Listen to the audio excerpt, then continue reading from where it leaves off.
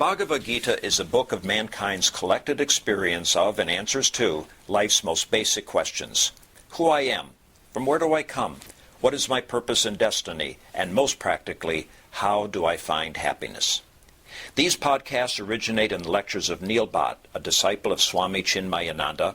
They are presented here in 20 to 30-minute segments, each covering 3 of the Gita's 701 verses.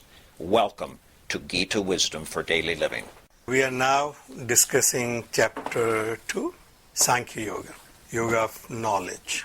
So far we have seen that Bhagavan said, I have given you the knowledge of Sankhya, given you the knowledge, Gnana Darshan. But just having knowledge is obviously of not much value unless I know how to apply it. So the application is in Yoga Darshan. So I'll tell you the Buddhi Yoga. Bhagavan coins different words for yoga simply because the words have become so enormous for average person that he is frightened of practicing yoga. He thinks that yoga is for those Rishi Munis in Himalayas and not for an average person. So Bhagavan coined the word Buddhi Yoga, the yoga of wisdom, the knowledge in the Bhagavad Gita, in the previous verses from 11 to 30. Using that knowledge as your guidance is Buddhi Yoga. He said, now I'll tell you how to apply the knowledge in your day-to-day life is Buddhi Yoga. And then he, in verse 38, said, Sama sukha dukhe krutva labha labho jaya jayo tato yuddha yujyasva. You engage in this battle of life, by keeping the sukha dukkha, labha labha, jaya jaya, balance in your mind, with the equanimity of mind. And this is where we get frightened again. That this is obviously not very possible for me to remain same in sukha and dukkha, same in labha and alabha, same in jaya and ajaya. But if we really think about it, Bhagavan is just pointing out our own abilities to deal with the situations. We have experienced in our life all of them, sukha, dukkha, labha, alabha, jaya, ajaya, and we are still functioning. We are still functioning in normal life. That means we have proved that we have ability to get over any situation that we encounter. We have experienced dukkha in our life, but we devised a system for how to overcome that. We have encountered this coronavirus, well, we at least devised a system. We're going to stay away, we're going to lock down, we're not going to come out of the house. Whatever that is, but we know how to deal with it. So Bhagavan said, use that ability of yours, which is God's given to you. You have this intellect. This intellect is telling you how to behave in what situation. Using that, you now fight this battle of life. In naivam papam avapsis, you will never incur any sin. No negative impression will form on your mind. The whole point is all about mind. So the mind is the one which is creating sukha and dukkha, labha, labha, jaya, jaya. So Bhagavan said, you need to get over that. And then Bhagavan continued, Traigunya Vishaya Vedaha, Nais Traigunya Bhava Arjuna. So direct advice to Arjuna is, I told you that I'm going to tell you the practical application. First application is, keep your mind ever in any situation. And then know that everything that you know. So Veda in this case also can be interpreted as the world of objects that I know through my perception. Everything that I know today falls into the category of Prakriti. My entire world that I consider to be world outside of me is consisted of world of objects. And Bhagavan said that world is formed out of these 3 gunas. Everything that I know has the 3 gunas, sattva, rajas and tamas, and as I get entangled into them, that's where I will have this impression of sukha or dukkha, labha, alabha. So, nais traigunya bhava Arjuna.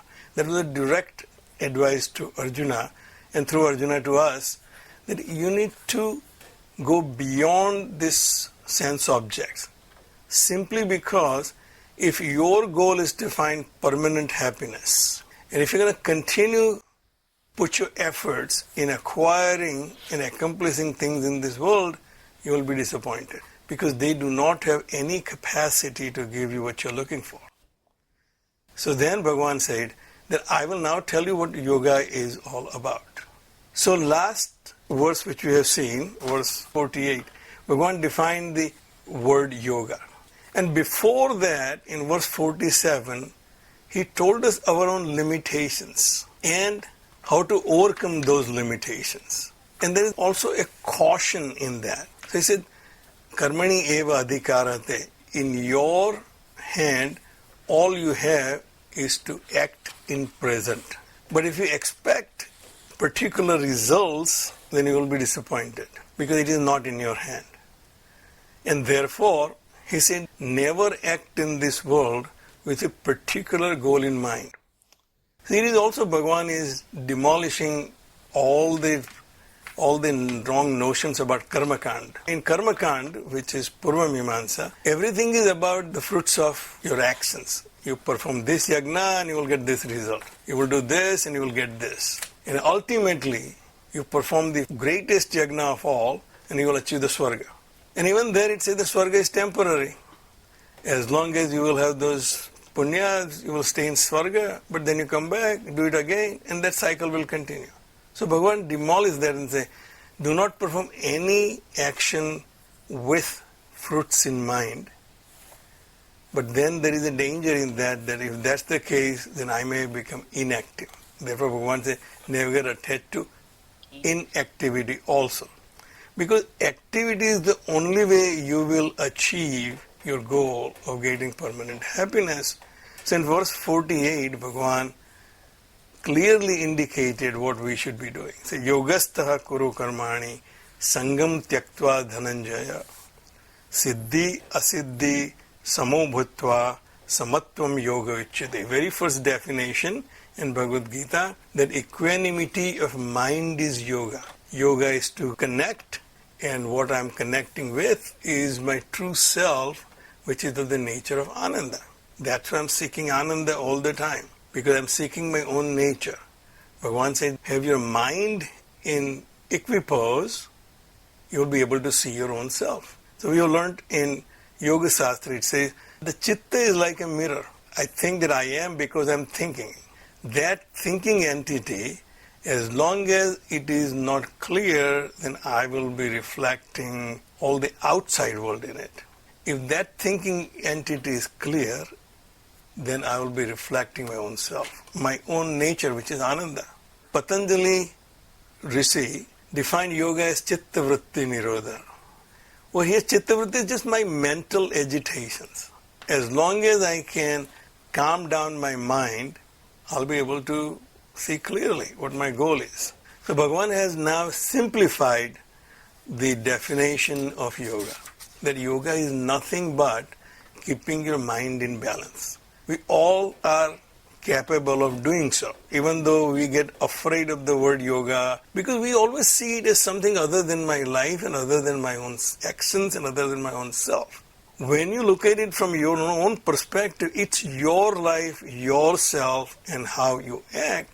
And if you reflect on it, you have all those abilities. Many a times you feel like slapping your boss, but you don't do it because you can control your mind. That ability which you have, Bhagavan said, you employ in all your actions. And then in the verse 49 said, please know that durena hi avaram karma, Buddhi Yoga dhananjaya. Once again he mentioned Buddhi Yoga. That this yoga which we are talking about is all about your clear vision of what is right and what is wrong. Because Bhagavan says, Buddha saranam anvecha, take refuge in Buddhi. This Buddhi is not my Vyavaharik Buddhi, which typically constantly determines what is in it for me. Any action I perform, any project I pursue, I clearly see what will I get out of this. That Buddhi I call a Vyavaharik Buddhi. How to deal with this world, I use my Buddhi, and that Buddhi is Vyavaharik Buddhi, which came from the reservoir of my experiences in this world. I did this and I got this. Therefore, if I do this, I should be able to get this. That's a Vyavaharik Buddhi. But once I know, use this Buddhi which can determine and clearly see what is your goal and how to achieve it. He said, take refuge in that buddhi. Buddhav sarvamanyuccha krupanaha phalahetavaha. The people who are pursuing actions for results, they're krupanaha. They are unfortunate misers. And all throughout in our shastras, we come across this line that the person who leaves this body without achieving his goal is a pitiable person. Because you're given this chance, you didn't take it, now you're going to go back in the same rut again. If you continue to pursue your happiness in the world of objects, you will get very little out of your actions. You will waste all your life in achieving what you're trying to achieve, but won't get much out of it. And therefore, it's a very pitiable situation. So please don't do that. Find your happiness where you can keep your mind equal in all situations and live your life.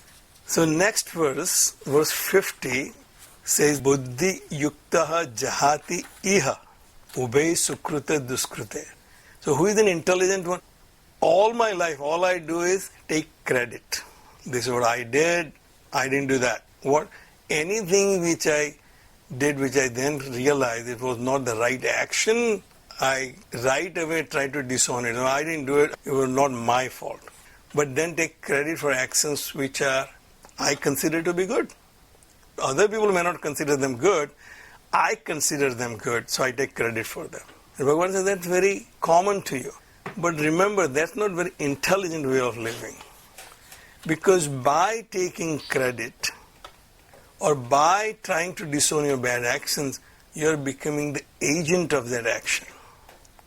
Once you become agent of that action, you're bound by that action. As long as I think I did it, you will be bound by your action. Now you consider it to be a good action, world may not consider it to be a good action. Karma phaladata may not consider it to be the right action.